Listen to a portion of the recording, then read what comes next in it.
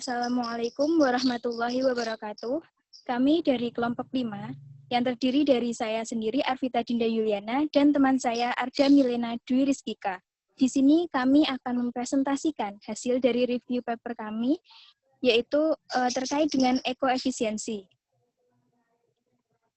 Selanjutnya, kita membagi menjadi 6 subbab. Yang pertama yaitu identitas jurnal, kemudian permasalahan, lalu metode, hasil, kelebihan dan kelemahan jurnal, dan yang terakhir solusi. Identitas jurnal yang kami pakai berjudul A Method for Relative Eco-Efficiency Analysis and Improvement, Case Study of Bonding Technology. Dengan penulis Ruisheng, Ng, dan Zizuan, Zheo, dan kawan-kawan. Jurnal yang kami pakai berasal dari Journal of Cleaner Production, di mana ini sudah tersertifikasi H1. Volume 99, di mana diterbitkan 15 Juli 2015, dari halaman 320 hingga 332, dan bertahun 2015.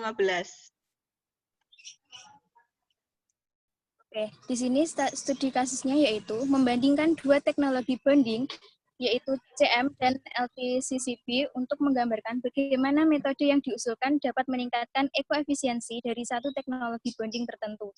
Teknologi CM membutuhkan suhu tinggi untuk ikatan interkoneksi CU, namun kemungkinan menghasilkan keandalan dan kinerja yang buruk dari interkoneksi CU dalam jangka panjang. Dimotivasi oleh kebutuhan proses ikatan interkoneksi CU dengan suhu yang lebih rendah, maka teknologi LTCCB dikembangkan.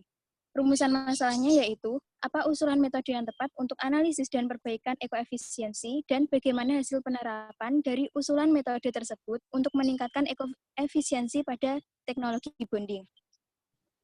Selanjutnya yaitu, berikut adalah bonding teknologi sistemnya yang akan dianalisis di paper ini, di mana terdapat sistem boundary of conventional method dengan metode konvensional dan sistem boundary for low temperature Q bonding. Seperti ini adalah sistemnya, di mana asid pada metode konvensional terdiri dari asid cleaning terlebih dahulu, kemudian baru di high temperature bonding, kemudian pada LTCCB, di mana asid cleaning kemudian akan di-coat dengan organik, kemudian di low temperature bonding. Carbon footprint yang dibahas pada paper ini, di mana jejak karbon adalah jumlah karbon atau gas emisi yang dihasilkan dari berbagai kegiatan aktivitas manusia pada kurun waktu tertentu. Selanjutnya, kajian teori, ini ada metodenya, ada 5 metode. Yang pertama yaitu mendefinisikan ruang lingkup. Ini menentukan ruang lingkup penelitian, tujuannya untuk menguraikan ruang lingkup dalam persiapan penilaian dampak lingkungan dan kinerja keuangan.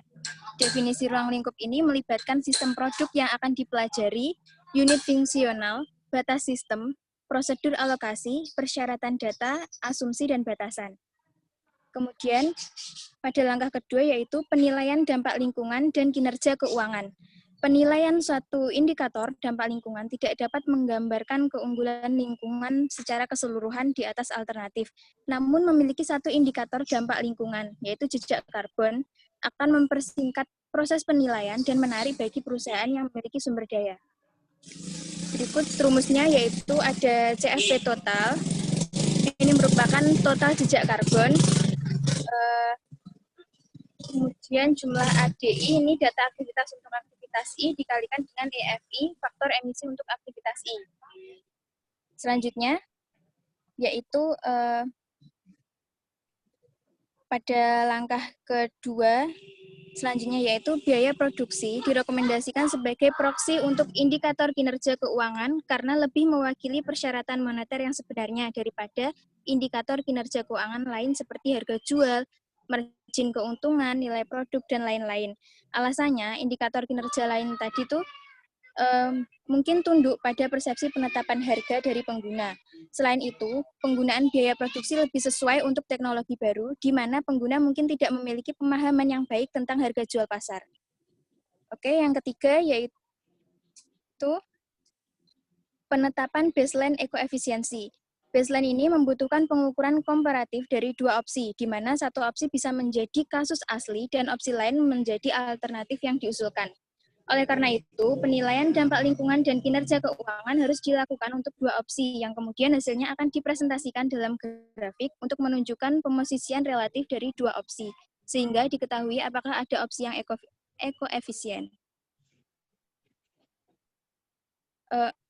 Selanjutnya, langkah yang keempat yaitu pemilihan hotspot peningkatan ekoefisiensi. Jika pada tahap sebelumnya tidak ada opsi yang ekoefisien, pengguna mungkin ingin meningkatkan ekoefisiensi dengan menangani hotspot. Langkah ini bertujuan untuk mengidentifikasi dan memilih hotspot peningkatan ekoefisiensi. Selanjutnya, yaitu pada langkah kelima, berupa analisis skenario peningkatan ekoefisiensi. Ini menganalisis dengan asumsi inisiatif telah diusulkan untuk mengurangi jejak karbon. Langkah ini melibatkan penilaian kembali dampak lingkungan dan kinerja keuangan pada langkah 2 tadi berdasarkan inisiatif yang diusulkan. Kemudian, ekoefisiensi dari opsi yang diusulkan dan opsi asli akan dianalisis seperti pada langkah 3. Skenario yang diinginkan adalah opsi yang diusulkan. Sebelumnya tadi, skenario yang diinginkan tadi adalah opsi yang diusulkan untuk mencapai opsi 2 seperti pada grafik di layar. Kemudian, berdasarkan case tadi, ini definisi ruang lingkupnya ini, produk yang digunakan untuk membandingkan dua teknologi bonding ini, yaitu sputter wafer CU, terdiri dari 24 benjolan CU dengan T-nya 23 mm dan diameternya 60 mm, yang dibuat dengan proses pelapisan listrik. Fokus dari batasan sistem adalah tahap produksi, dan untuk prosedur alokasinya yaitu tidak terdapat alokasi karena tidak ada produk bersama. Pada kebutuhan data aktivitas berdasarkan lingkungan skala lab, dan data spesifik lokasi. Untuk faktor emisi dan faktor biaya didasarkan pada data sekunder dan hanya digunakan jika data primer tidak tersedia. Jika data primer tidak tersedia, asumsi harus dibuat berdasarkan prinsip teoritis. Selanjutnya, pada langkah yang kedua yaitu penilaian dampak lingkungan dan kinerja keuangan. Pada penelitian ini, jejak karbon dan biaya produksi sampel terikat dari masing-masing teknologi dinilai. Dapat diamati bahwa di sini pada grafik yang kiri, LTCCB memiliki jejak karbon yang lebih rendah, yaitu 60,633, dibanding dengan CM, yaitu 69,125. Namun, biaya produksi pada grafik yang sebelah kanan, yaitu untuk LTCCB 0,114 lebih tinggi dari CM 0,060. Selanjutnya, pada langkah yang ketiga, penetapan baseline ekoefisiensi. Pada penelitian ini, CM ditempatkan di kuadran profitering yang memiliki jejak karbon lebih tinggi, tapi biayanya lebih rendah daripada LTCCB di kuadran eco-friendly, sehingga diketahui tidak ada teknologi yang efisien. Kemudian pada langkah keempat, pemilihan hotspot peningkatan ekoefisiensi. Di penelitian ini diusulkan untuk memindahkan LTCCB dari kuadran eco-friendly ke kuadran eco-efisien dengan mengurangi biaya 0,054 sambil memastikan carbon footprint ini tidak dapat ditingkatkan sebesar 8,492. Kendala ini didefinisikan sebagai alfa sama dengan 47,37% dan beta sama dengan 14,01%. Nah, jika organic coating dipilih sebagai hotspot presentasi pengurangan biaya yang dibutuhkan 89,33%. Dan untuk mengurangi biaya dilakukan dengan mengganti etanol absolut dengan air deionisasi atau DI untuk proses organic coating karena faktor emisi dan faktor biaya DI lebih rendah dibanding dengan etanol mutlak. Dan langkah yang terakhir yaitu analisis skenario peningkatan ekoefisiensi. Dengan asumsi air DI tadi digunakan untuk mengganti etanol absolut pada proses organic coating, dampak lingkungan dan kinerja keuangan dinilai kembali, kemudian dilanjutkan dengan uji kelayakan. Baik, hasil dari penelitian yang berjudul A Method for Relative Eco-Efficiency Analysis and Improvement Case Study of Bonding Technology, di mana terdapat dua hasil, yaitu pertama adalah metodenya itu sendiri, usulan metode, kemudian hasil dari penerapan usulan metode tersebut, apakah sudah sesuai apa belum. Untuk hasil usulan metode untuk analisis perbaikan relatif ekoefisiensi, di mana metode pengukuran komparatif untuk meningkatkan ekoefisiensi. Fokus dari metode ini adalah meningkatkan ekoefisiensi berdasarkan dua set indikator yang ingin dikurangi. Di mana metode ini akan mengadaptasi representasi grafis untuk ekoefisiensi relatif, analisis, dan peningkatan yang diusulkan terdiri dari 5 langkah utama. Langkah dari metode ini yang pertama adalah definisi dan dari lingkup itu sendiri. Kemudian langkah kedua kita akan penilaian dampak lingkungan dan kinerja keuangan.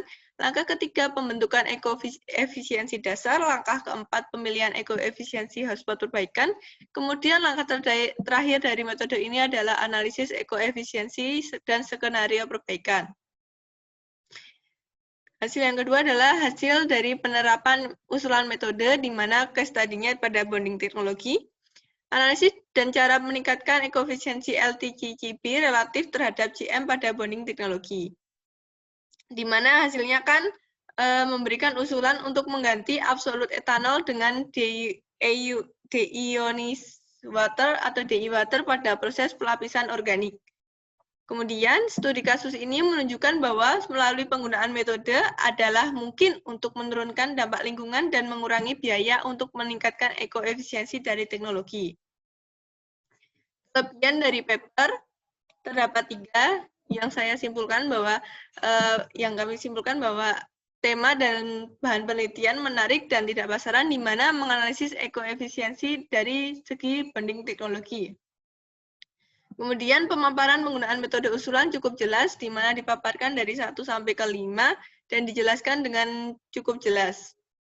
Yang ketiga adalah metode usulan yang sederhana dan mudah dipahami dalam analisis dan perbaikan relatif ekoefisiensi, di mana usulannya tidak rumit dan mudah dipahami.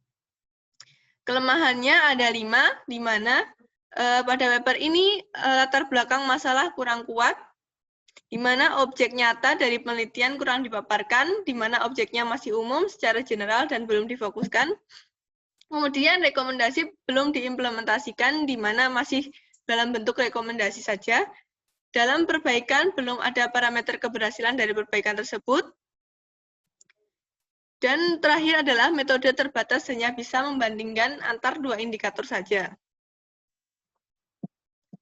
Solusi yang kami simpulkan dari penelitian ini adalah ada 3.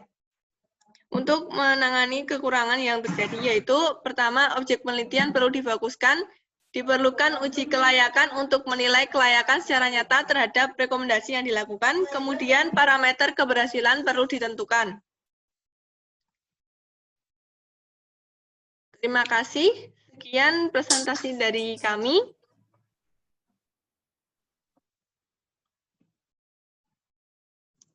Assalamualaikum warahmatullahi wabarakatuh.